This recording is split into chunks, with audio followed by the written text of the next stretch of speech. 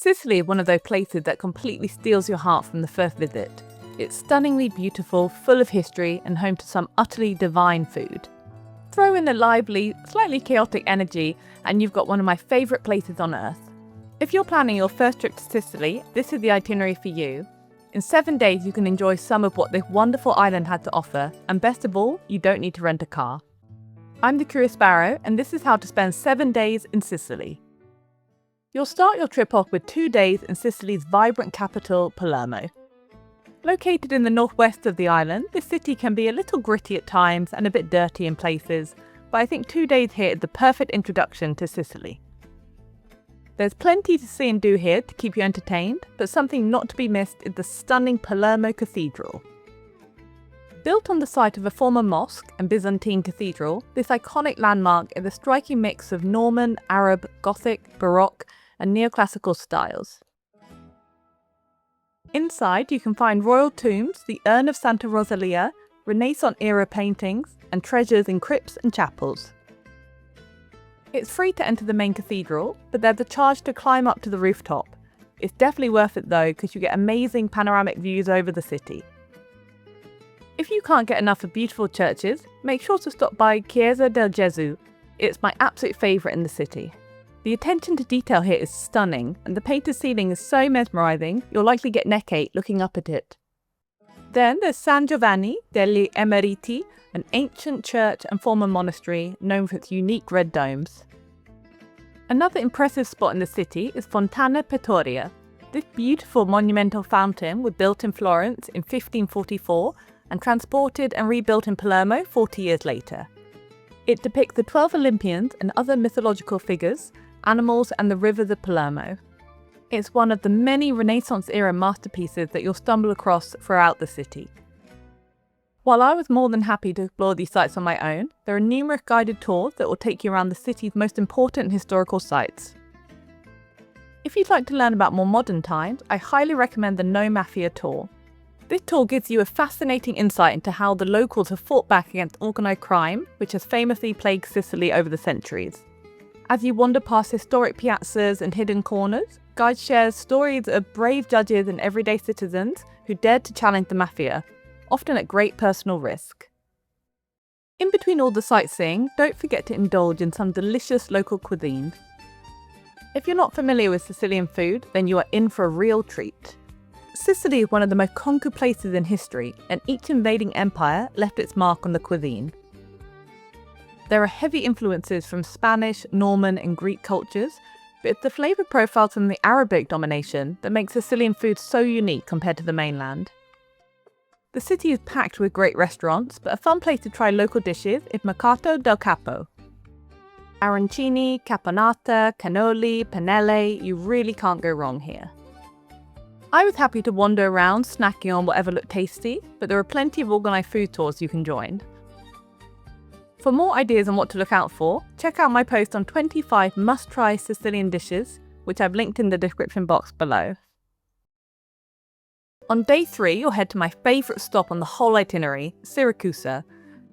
This gorgeous city on the east coast is around 3 hours away from Palermo by bus, so be sure to set off early. The best area to explore in Siracusa is Ortigia Island, the historic heart of the city. This is where most visitors stay, and it's easy to see why. It's full of flower-lined streets, narrow alleyways, little cafes, hidden piazzas, and stunning landmarks. It just feels magical.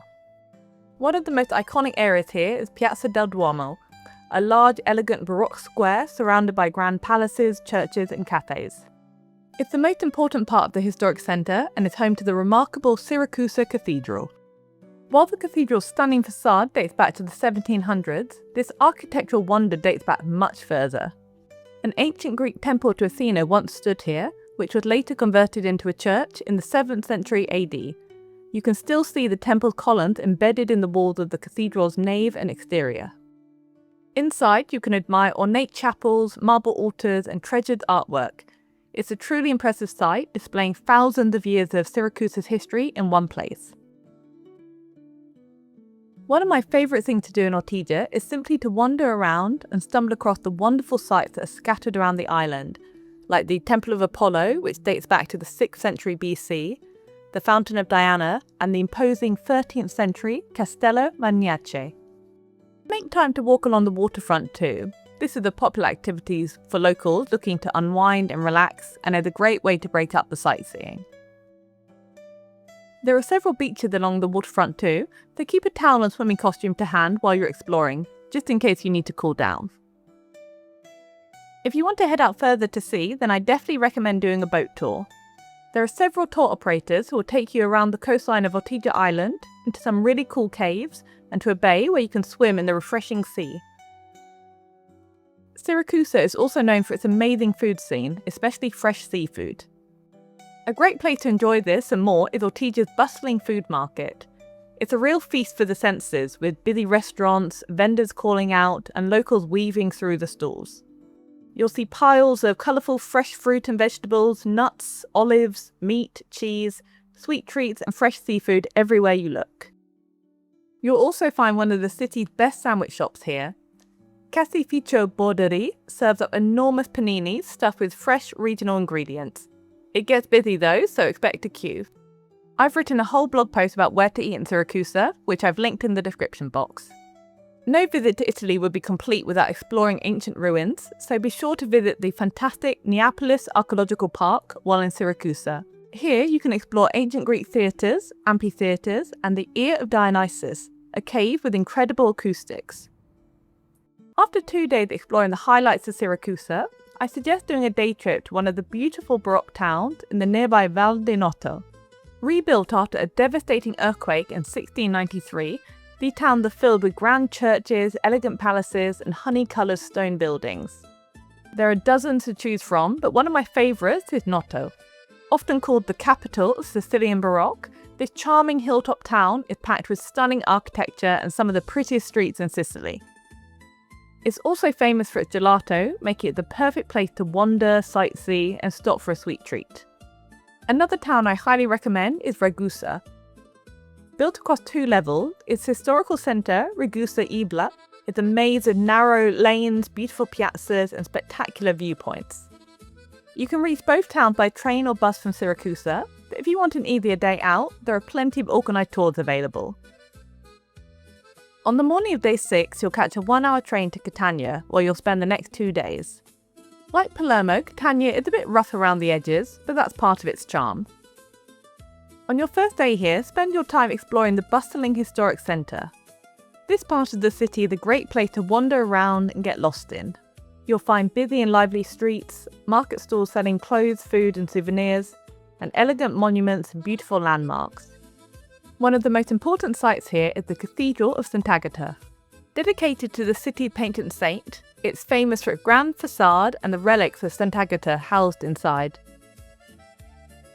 Just a few steps away is the iconic elephant fountain, a quirky symbol of Catania featuring a black lava stone elephant carrying an ancient Egyptian obelisk on its back. Both of these can be found in Piazza Duomo, the city's main square and one of the most beautiful spots in Catania. Surrounded by elegant Baroque buildings, it's the perfect place to soak up the atmosphere. Be sure to return in the evening when the square comes alive with locals meeting friends, families enjoying a stroll, and visitors filling the outdoor cafes. Another fantastic site in Catania is the UNESCO-listed Benedictine monastery of San Nicola la Rena. This gorgeous building is one of the largest Benedictine monasteries in Europe and has a fascinating history. Over the centuries, it has survived both devastating earthquakes and eruptions from nearby Mount Etna, with each event leaving its mark on the building you see today. Visitors can join guided tours to explore the peaceful cloisters, grand staircases, hidden underground rooms, and the unfinished church of San Nicolo. For food, you should definitely stop by the city's famous fish market.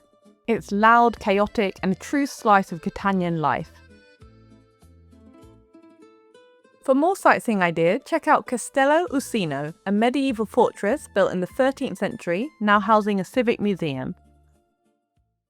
On your second day in Catania, enjoy a day trip to Europe's tallest active volcano, Mount Etna. It's not every day you can visit a volcano, and Catania is the best base for visiting this natural wonder. It's a really unique experience that's not to be missed. The landscapes are that incredibly surreal, it feels like walking on another planet. If you like, you can join different types of tours depending on your budget. Some take you up by cable car, others in a 4x4, and if you're feeling adventurous, you can hike to the summit with a guide. If you don't fancy visiting a volcano, you may want to head to Taormina instead. This glamorous beachside town is just 1 hour from Catania by train, making it the perfect place for a relaxing day trip. Here you can enjoy beautiful beaches like Isola Bella Beach, which is famous for the tiny island that you can walk up to when the tide is low. Or stroll through Villa Comunale di Taormina, a serene city park with landscaped gardens, statues, walkways and wonderful views out over the sea. Also enjoy the historic centre with its elegant boutique-lined streets, maze-like passageways, pretty piazzas and charming cafes. A must-see here is the ancient theatre of Taormina. This ancient Greek structure from the 3rd century BC is incredibly well preserved, and the backdrop with Mount Etna and the coastline makes it one of the most scenic spots in Sicily. While Taormina isn't my favourite place in Sicily, it certainly has that wow factor that many of you will be searching for. So there you have it, from bustling cities and ancient ruins to beach days and volcano hikes, this itinerary really gives you a bit of everything. And I promise, by the end of your trip, you'll already be planning your return to fabulous Sicily. If you found this helpful, I've got detailed guides for each of the destinations over on my blog, all linked below. Thanks for watching.